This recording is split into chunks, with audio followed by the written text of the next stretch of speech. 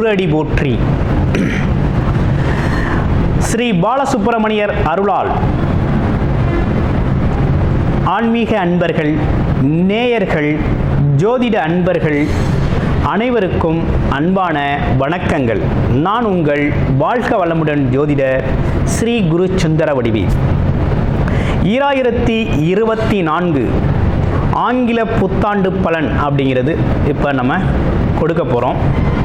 இந்த புத்தாண்டில் 2025 இந்த புத்தாண்டில் 3 விதமான கிரக பெயர்ச்சிகள் நடக்க இருக்குது. ஒன்று சனி பெயர்ச்சி, இரண்டாவது குரு பெயர்ச்சி, மூன்றாவது ராகு கேதுக்களோட பெயர்ச்சி அப்படின்னு தொடர்ச்சியாக நடக்க இருக்குது. ஸோ இப்போ என்னன்னு கேட்டிங்கன்னா, இந்த கிரகங்கள், அதாவது வருடக்கோள்கள் அப்படின்னு சொல்லக்கூடிய இந்த கிரகங்கள் தான் வாழ்க்கையில் மிகப்பெரிய முக்கியமான விஷயங்களை தீர்மானிக்குது. இப்போ குருன்னு எடுத்துக்கிட்டோம்னா மங்கள நிகழ்ச்சிகள், குடும்பத்தின் பொருளாதாரம் இதை தீர்மானிக்கிறார். குழந்தை பாக்கியம், திருமண யோகம், வாழ்க்கையில் கௌரவம், அந்தஸ்து, இப்படிப்பட்ட விஷயங்கள்லாம் அவர் தான் தீர்மானிக்கப்படுறார். குரு பார்த்தால் கோடி நன்மை அப்படிங்கிற ஒரு அமைப்பு இருக்குது. அடுத்து சனி பகவான் என்ன ஜீவனம் பண்ணணும், என்ன தொழில் செய்யணும், எதன் மூலமாக வருமானம் வரணும், அந்த வருமானம் எப்படிப்பட்ட வருமானமாக இருக்கணும் அப்படிங்கிறத தீர்மானிக்கிறாரு. அடுத்து ராகு கேதுக்கள் என்ன விதமான கர்ம பலன்களை இந்த காலகட்டத்தில், இந்த 1 வருட காலங்கள் நீங்கள் அனுபவிக்கணும், இந்த பயிற்சிக்கு பிறகு 1.5 வருட காலங்கள் அனுபவிக்கணும் அப்படிங்கிறத அவங்க தீர்மானிக்கிறாங்க. ஸோ இப்படிப்பட்ட முக்கியமான சில கிரகங்கள் மாற்றம் அப்படிங்கிறது 25 நடக்க இருக்குது. அதற்கான முழு பலனையும் இப்போ நம்ம பார்க்க இருக்கிறோம். உங்களுடைய ராசி அப்படிங்கிறது காலச்சக்கரத்தின் 12வது ராசி மீன ராசி, மோட்ச ராசி. எதுலேயும் மற்றவங்களுக்காக சேவை செய்யக்கூடிய ஒரு ராசி அப்படின்னு சொல்லலாம். பிறர் உயர்வுக்கு தான் உழைப்பவர் அப்படிங்கிறது மாதிரி. ஆமாம், சர்வீஸ் ஓரியன்டாக ஒர்க் பண்ணுறது அப்படிங்கிறது இவங்களுக்கு ரொம்ப பிடிச்ச விஷயமா இருக்குது. ஆமாம், கல்வி, கேள்வி, அறிவு, ஞானம், புத்திசாலித்தனம் அனைத்தும் நிறைந்திருக்குது. ஆமாம், இப்படிப்பட்ட உங்களுக்கு இந்த காலகட்டத்தில் என்னென்ன கிரகங்கள் இருக்குதுன்னா, இந்த சனி பெயர்ச்சியால் இப்போ ராசியிலே வந்து சனி பகவான் அமர்ந்துட்டார். ராசியிலே வந்து சனி பகவான் அமர்ந்தார் அப்படின்னாலே,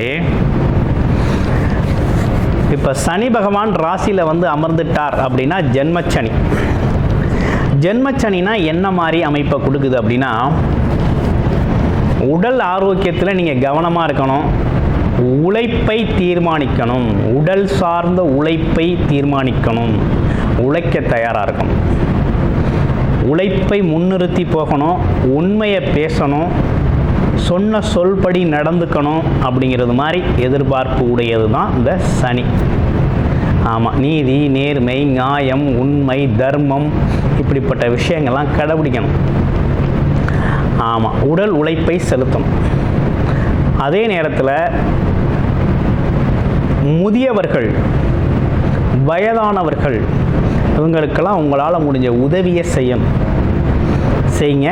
இந்த ஜென்மச்சனி அப்படிங்கிறது உங்களுக்கு மிகப்பெரிய பாதிப்பை கொடுத்துறாரு. அடுத்து பாருங்க, ராகு கேதுக்களோட பெயர்ச்சி எப்படி இருக்கு. இப்போ ராகு என்ன ஆயிட்டாரு, 12ஆம் இடத்துக்கு ராகு வந்துட்டாரு, 6ஆம் இடத்துக்கு கேது போயிட்டார். 6-12 ராகு கேதுக்கள் பாம்பு கிரகங்கள் அமர்ந்தால் மிகப்பெரிய யோகம், ஒரு அற்புதமான யோகம். 6ஆம் இடத்துல கேது இருந்தால் எதிரி தொந்தரவு, வம்பு வழக்குகள், வீண் விரயங்கள் வராது. ஆமாம், அது மட்டும் இல்லாமல் கடன் பிரச்சனைகள் தீரும். யாரையும் நம்மளை எதிர்த்து நீனு பேச முடியாது. ஒரு அற்புதமான ஒரு அமைப்பு. 6ல் ஒரு வலுவான கிரகம், அதுவும் பாம்பு கிரகம் இருக்கிறதுனால உங்களுக்கு தைரியம், துணிச்சல், தன்னம்பிக்கையோடு நீங்கள் எந்த இடத்துக்கும் போகலாம், வரலாம். ஆமாம், நல்ல விஷயங்களை செய்யலாம். ஆமாம், அதுலேயும் பார்த்தீங்கன்னா விநாயகர் வழிபாடு அப்படிங்கிறது ரொம்ப முக்கியம். உங்களுக்கு ஏற்கனவே கடன் பிரச்சனைகள் இருந்தால் படிப்படியாக கடனை கட்டிடுவீங்க. நோய் பிரச்சனை இருந்தால் நோய் தீர்றதுக்கான மருத்துவம் கிடைக்கும். அடுத்து வேறு என்ன விஷயங்கள், வேறு எதுவும் அக்கம் பக்கத்தில் இருக்கக்கூடிய அலசல் புலசலான மனஸ்தாபங்கள் சண்டைகள்லாம் தீரும். ஒற்றுமை அதிகரிக்கும். அம்மா வழியில் அப்பா வழியில் இருந்து வந்த சொந்த பந்தங்கள் பிரிந்து கிடந்தால் மறுபடியும் ஒன்று சேர்ந்துடுவீங்க. அடுத்து 12ஆம் இடத்து ராகு உங்களுக்கு பல வழிகளில் ஒரு முன்னேற்றத்தை கொடுக்க போகிறாரு.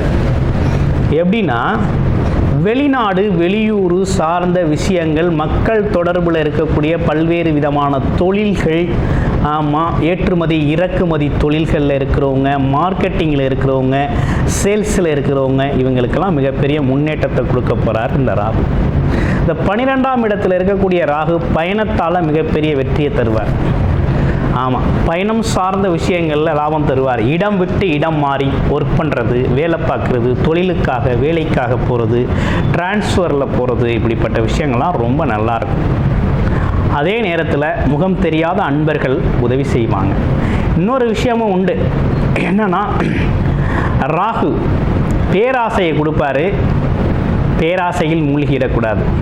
உழைப்பில்லாமல் வருமானம் வர்றது, அது இல்லாமல் ஒன்றை பத்தாக்குறது அப்படிங்கிற ஒரு கான்செப்டுக்குள்ளே போகிறது, அது இல்லாமல் குடிப்பழக்க வழக்கங்கள், கெட்ட பழக்க வழக்கங்களில் இன்வால்வ் ஆகுறது, இப்படிப்பட்ட விஷயங்களை இந்த காலகட்டத்தில் நீங்கள் தவிர்த்துக்கணும். தவிர்த்துக்கிட்டால் உங்கள் வாழ்க்கை ரொம்ப நல்லாயிருக்கும், ரொம்ப சிறப்பாக இருக்கும். இதை நீங்கள் தவிர்த்துக்கணும், கவனம் எடுத்துக்கணும். ஆமாம், இந்த மாதிரி ஆசைகள் மோகங்களை உருவாக்கி அழிவை தரக்கூடிய அமைப்பும் இந்த காலகட்டத்தில் உண்டு. 2 அமைப்புகள் உண்டு.